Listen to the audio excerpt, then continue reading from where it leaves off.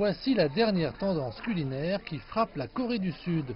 La fondue épicée chinoise, ou malatang comme on l'appelle localement, fait ici fureur.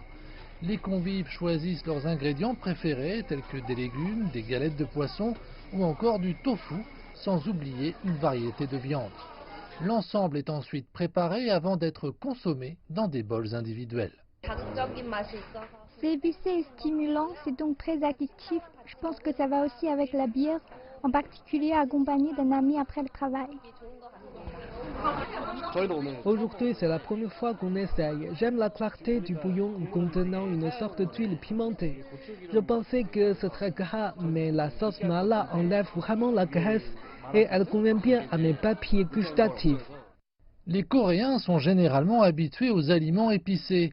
Cependant, l'épice de la province chinoise du Sichuan, utilisée dans le malatang, lui confère une saveur unique, inconnue dans la cuisine coréenne.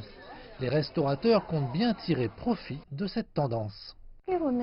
D'après ce que nous pouvons en déduire, on compte environ 200 restaurants à Séoul qui affichent le nom de Mala.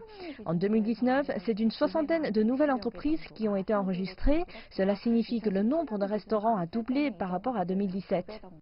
On constate également que les bières chinoises importées sont tout aussi populaires que le plat épicé.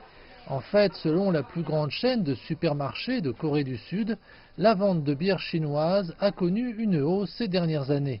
La demande en ligne et hors ligne pour les épices mala est également à la hausse pour la consommation à domicile. À l'ère des médias sociaux, les modes alimentaires vont et viennent aussi rapidement que la dernière vidéo virale.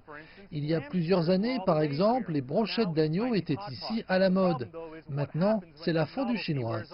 Le problème, cependant, apparaît lorsque l'effet de mode s'estompe. Les restaurants qui servent des plats populaires doivent avoir leurs propres caractéristiques, qu'il s'agisse du prix, des ingrédients ou de l'atmosphère. Si on ne peut pas l'assurer et qu'on ne se développe pas, le risque d'échec est élevé. C'est pourquoi les propriétaires doivent se préparer avec minutie.